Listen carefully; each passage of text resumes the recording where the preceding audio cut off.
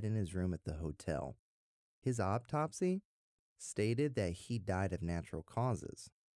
Only 4 months later, in October of 1926, H.W. Simons, who was an ex-official of the brick company, died in his room at the Cecil Hotel. His autopsy stated that he died from heart disease. Only 3 months after that, in January of 1927, a 52-year-old Percy Ormond Cook was found barely alive in his room at the Cecil Hotel. In his room, the police found a note that was addressed to, quote-unquote, the press. The note said that he was a well-to-do real estate dealer of Providence, Rhode Island, that he had been separated from his wife and son for several months, and he had brooded over his loneliness, and that he had spent over $40,000 in the last 6 months in a vain attempt to buy happiness. But he decided that the only way out was to commit suicide. So after Percy was found barely alive from trying to shoot himself, he was taken to the local hospital where he died shortly after arriving. Now, when he said that he's been separated from his wife and son for several months, they actually left him. So just a little FYI. It's not like he was taken captive or whatever. Not like that movie 1408. Oh, that movie. I haven't seen that.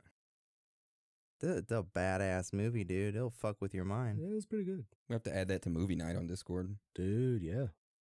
There we go. It's a good one. Good scary.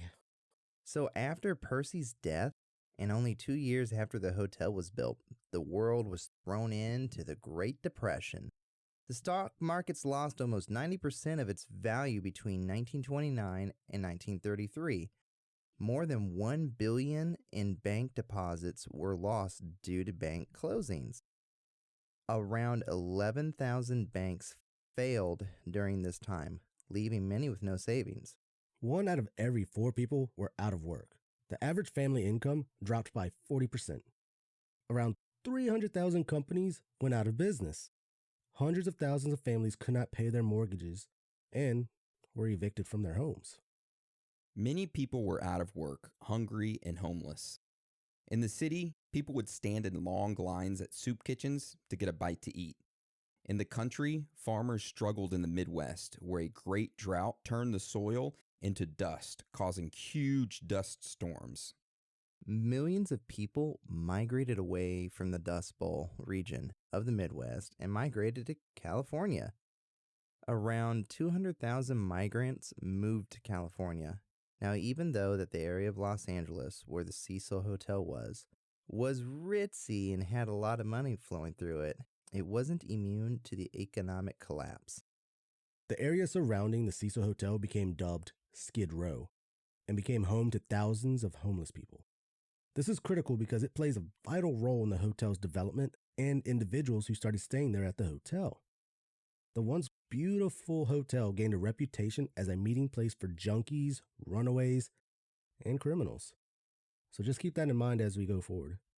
Yeah, so that's kind of like a little summary of what happened during the Great Depression and how it affected the hotel. So now we're going to hop back into the deaths. All right, so our next death happens in November of 1931.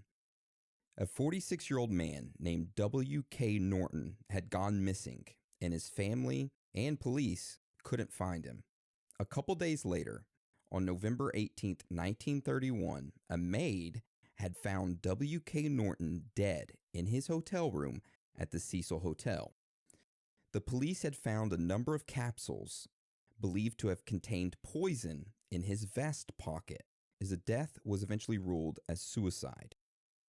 A year later, in September of 1932, 25-year-old Benjamin Dudek booked a room at the Cecil Hotel.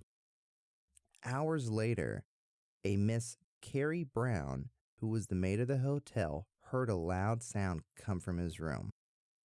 Carrie went into Benjamin's room to check on him and found him dead with a bullet hole in his right temple. His death was ruled a suicide. Now, 2 years later, on July 27th of 1934, former Army Sergeant 53-year-old Lewis Borden booked a room at the Cecil Hotel. Only a short time later, Lewis was found dead in his room, with his throat slashed and a razor blade by his body.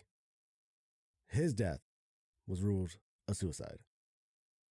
Do you think he's related to Lizzie Borden? Oh. I don't know. That's a good question. The chick who murdered her entire family with an axe? And got away with it? Yeah, and now you can stay at her house. You can rent a room at it.